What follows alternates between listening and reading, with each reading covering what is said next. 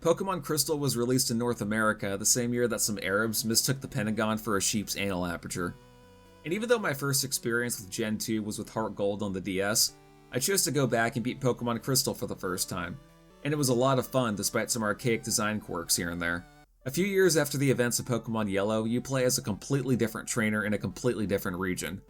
Like always, you wake up in your room and talk to your mom, except this time she hands you a Pokegear, which is a pretty unique aspect of this game and helps serves as your in-game clock, map, radio, and phone all rolled into one.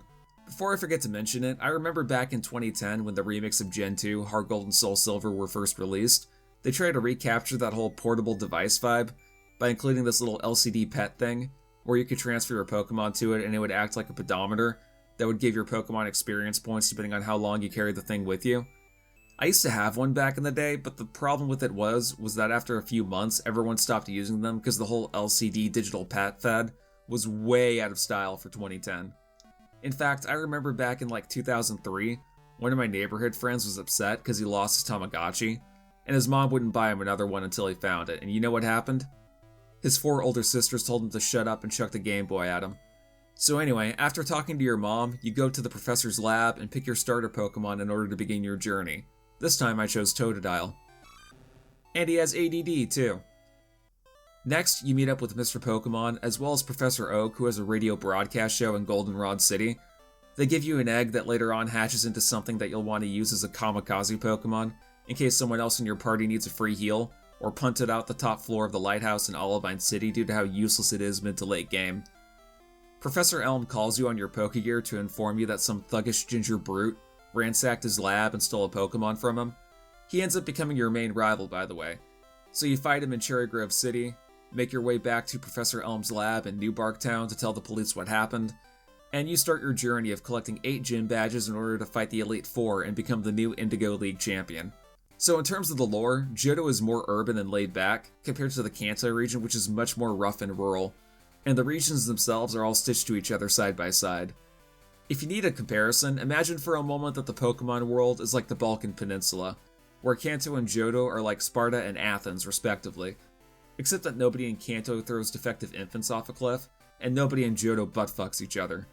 Those are my jobs. One particular thing I noticed about the Johto region itself is that the female gym leaders have a false sense of entitlement.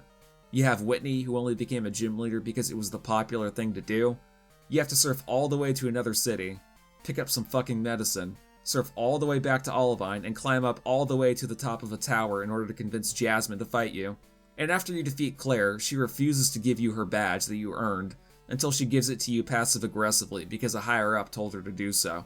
Hell, in one instance, there's an intersexed abomination who dyes his hair, wears a loose tie, rocks a pair of cargo shorts that ride up his crotch, and he just hangs around the Azalea Gym, while the gang who caused trouble in the previous set of games decorate the whole town with the mutilated parts of living sentient beings. Another thing I want to point out is that even though I haven't beaten Pokemon Crystal until this year, I did emulate this game multiple times growing up, and on Route 30 with all the introductory trainers you have to fight, I thought one of them was like a random Middle Eastern dude wearing a balaclava, like he's a Sunni Muslim from Afghanistan or something, I don't know. Anyway, while I was live streaming my actual first playthrough of this game, after I beat the Elite Four and tried loading up my save file to continue on with the post-game, it got corrupted, plus I died and went straight to hell. I have no idea if it was due to a bad ROM dump or if it was RetroArch's Mess and N core being stupid, but throughout the entirety of my first attempt at streaming Pokemon Crystal, the endgame clock was stuck at like 4:30 in the afternoon, which leads me to the conclusion that the Mess and N core in RetroArch doesn't like the real-time clock mechanics in Pokemon games. So I made the executive decision to start my playthrough all over again, ditching RetroArch and using a standalone version of MGBA with a clean ROM file. Oh, and I got better too, don't worry about it.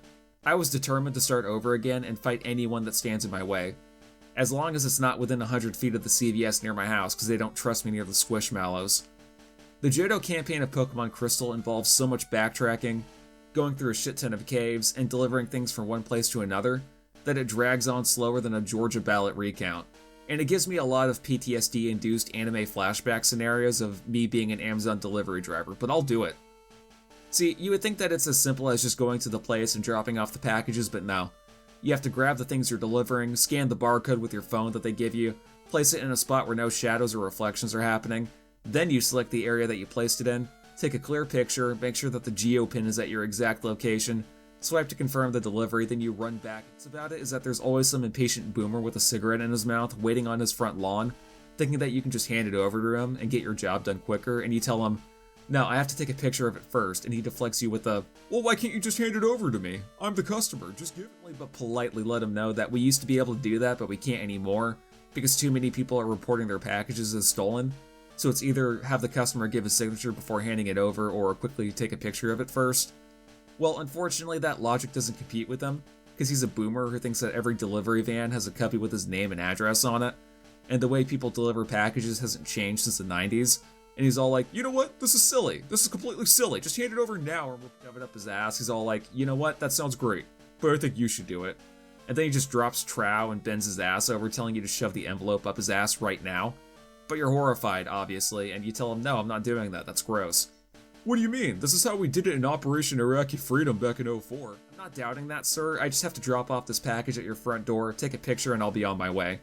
So he starts walking in front of you with his mahogany, whirlpool-shaped bunghole 3 feet from your face, and out of pure anger for just getting your job done, you shove it up his ass, and he's all like, "I got you on my Ring camera, and you just got..." Well, what the fuck does that mean? "It means you're gay now and getting fired from your job because I have you on video stuffing an envelope up my ass, you fucking weirdo." So you throw your head on the ground, scream, "Fuck this, I'm going to FedEx," run off back to your, "Wait, sir, you haven't explored Cherry Grove City yet," and then he whips around, flashing his Zohan bush at you as you drive your van to the ocean. The end. True story, by the way. It's the reason why I became an atheist. Once you reach the post-game, the pacing becomes very straightforward, and it's nice to revisit all the towns from Gen 1 to collect 8 more badges, hear all the updated music, and witness all the gentrification happening in Kanto that wussified their culture over the last few years. Koga's daughter is now the Fuchsia City gym leader. The 7th-floor graveyard in Lavender Town got converted into a radio station, and Cinnabar Island was completely destroyed by a volcano, forcing all the citizens to leave their homes and were each handed out a couple hundred FEMA bucks for their troubles. Where did they go? Where were they relocated? Well, personally, as long as they don't squat near the national park and just get shoved into Vermilion City far away from me, I say, who gives a shit? Also, there's a train that connects Saffron City to the Johto region. Too bad you can't use it during most of your playthrough because it's fully reliant on electricity from a power plant near Cerulean City that got shut down.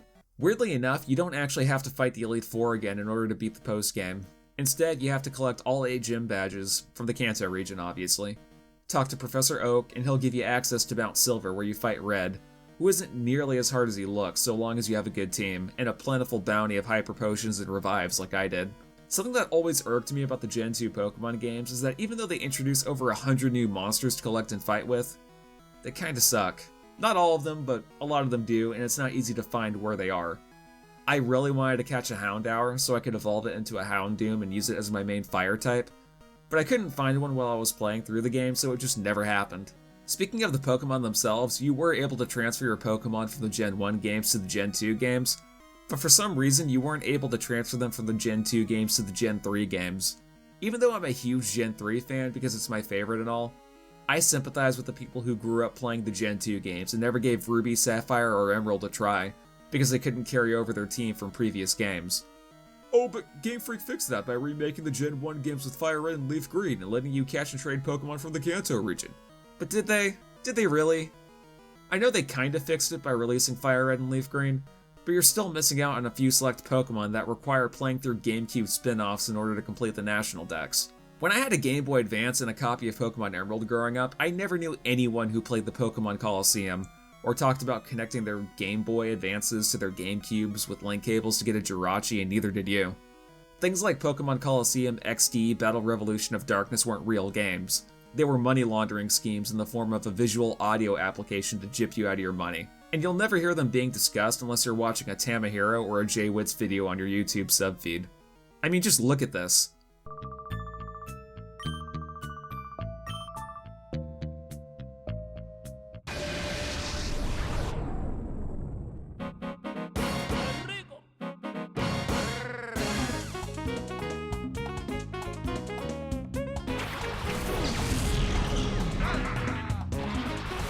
It looks like some direct-to-DVD Indonesian bootleg made by the Nutshack people. And now that I think about it, it's no wonder why I never heard anyone talk about this game growing up. If someone at my school came up to me and tried to brag about what Pokemon Coliseum was, and how you could just hook up your Game Boy Advance to a GameCube controller port to get a Jirachi, I think that he was making it up and call him gay. Everyone in my school was retarded enough to think that tapping the left and A buttons after throwing a Pokeball would increase the odds of catching a Pokemon, but we weren't clinically insane. You'd have a more fun time hooking up a Sega Genesis with all the add-ons, installing Arch Linux, or reading the Affordable Care Act of 2010 in one weekend. In short, I really liked Pokemon Crystal. While I still prefer playing through the remakes on the DS, and I still consider Emerald to be my favorite Pokemon game, Crystal was fun to blast through, and I consider the Johto region games to be my second favorite set of mainline titles in the franchise.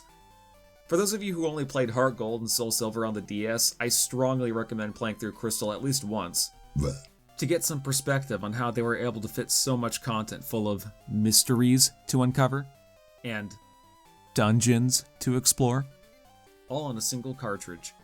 So I'll see you guys in the next review. Peace out.